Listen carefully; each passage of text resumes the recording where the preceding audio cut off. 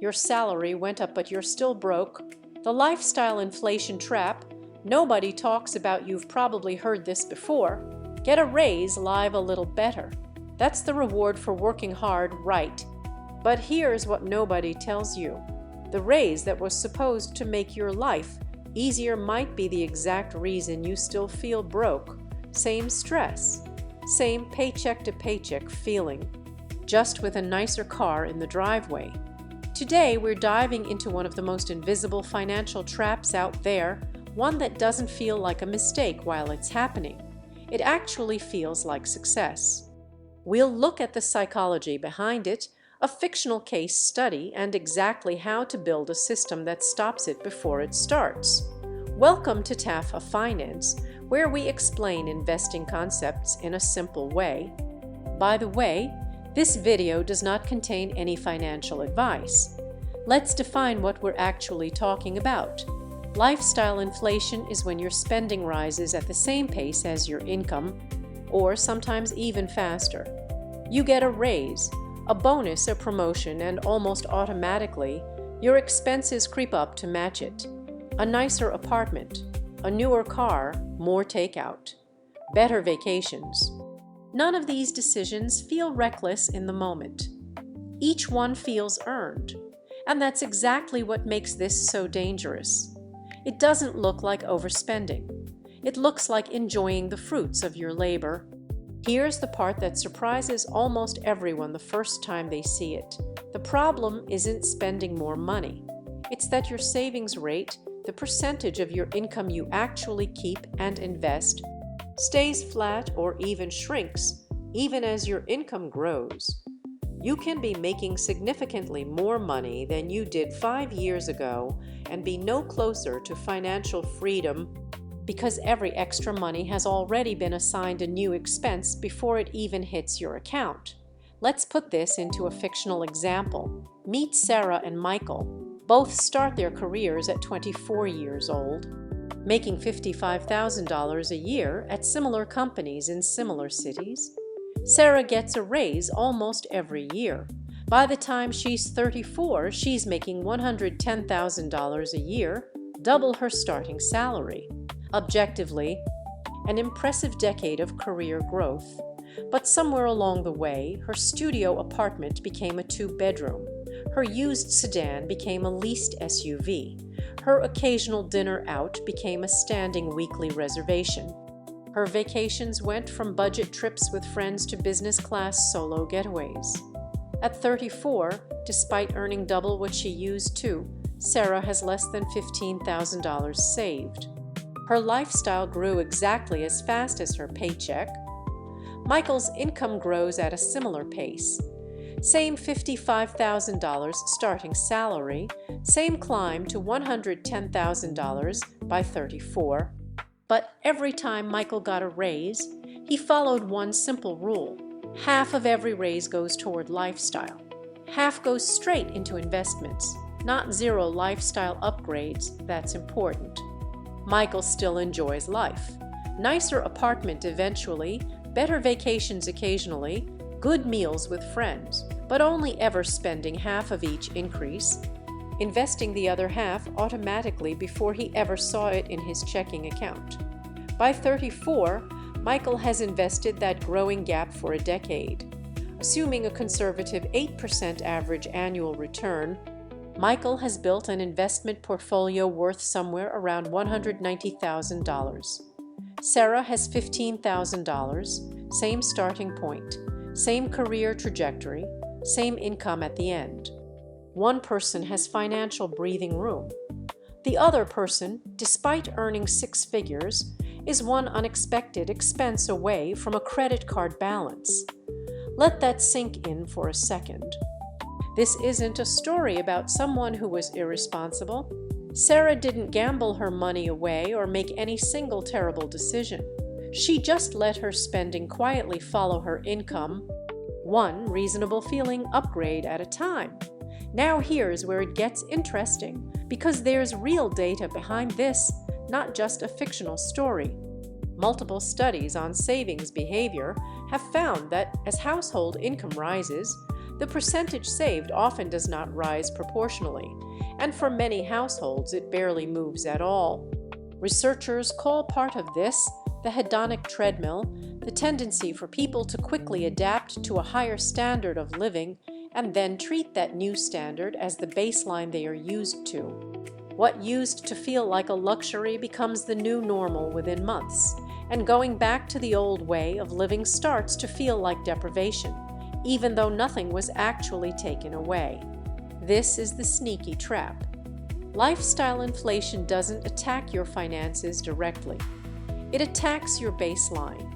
Once your brain recalibrates to a certain standard of living, dropping below it feels like a loss, even if that standard was never necessary in the first place. And this is where most people make the second mistake. They think, I'll start saving seriously once I get my next raise, once things stabilize, once I'm making a little more. But the next raise arrives, and the same recalibration happens again. The goalpost keeps moving because the baseline keeps moving with it. Let's talk about why smart, financially reasonable people keep doing this anyway. Because this isn't really a discipline problem, it's a psychology problem. First, there's the comparison trap. Humans don't evaluate their financial situation in a vacuum.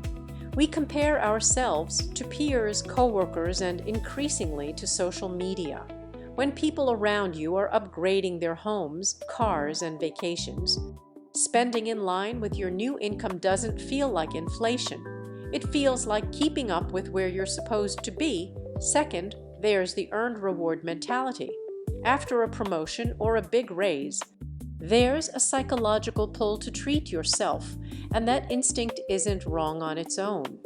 The problem is when treating yourself becomes the default response to every single increase in income, rather than a deliberate occasional choice.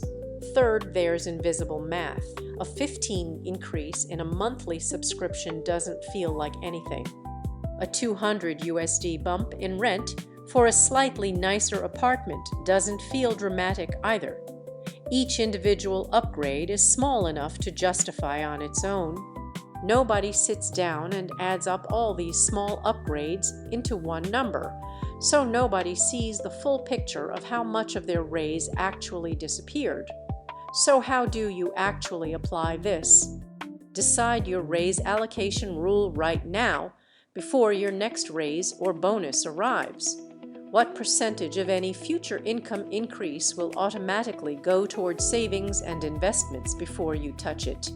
Many financial planners suggest a 50-50 split as a reasonable starting point, half toward lifestyle, half toward your future. Decide that number today, not after the raise is already sitting in your checking account and 100 spending decisions have already quietly claimed it. Decide how you'll actually implement this, not just intend it. If the extra money touches your checking account first, it will get spent. That's simply how human psychology works. The only reliable method is automation. Set up an automatic transfer that moves the investment portion out the moment your paycheck arrives, so you're budgeting with what's left over, not trying to save whatever happens to survive the month. And most importantly, decide what counts as a real lifestyle upgrade versus invisible creep. A one-time celebration for a big promotion is a real upgrade you consciously chose. A subscription you signed up for and forgot about, a slightly nicer apartment you didn't need but drifted into, these are invisible creep. Reviewing your recurring expenses once or twice a year catches the difference between the two. This is really the same lesson that shows up again and again in investing. It's never really about the big dramatic decision. It's about the quiet, boring, consistent choices made over years that nobody's clapping for in the moment. There's a well-known finding in behavioral finance around this exact idea, often referred to as pay yourself first. The core principle is simple. Treat your savings and investments like a non-negotiable bill, not like whatever happens to be left over at the end of the month. People who automate this step tend to build wealth steadily, almost without noticing. while people who wait to save whatever remains often find that nothing remains at all. Because here's the truth, Sarah isn't a bad person for wanting a nicer apartment or a better vacation. She's just making decisions without seeing the cumulative cost of them. Most people never sit down and calculate what a decade of small lifestyle upgrades actually adds up to in lost investment growth. It's not visible.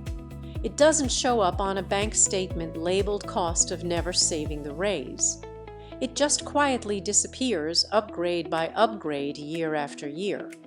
And that's the real danger here. Not that enjoying your money is bad. Not that you should live like you're still making your starting salary forever, but that letting your spending automatically absorb every single increase in income without ever deciding to do it is one of the largest hidden wealth killers most people will ever encounter. It's bigger than a bad investment, bigger than a missed opportunity, because it happens quietly, consistently, and it's socially encouraged, which makes it almost invisible.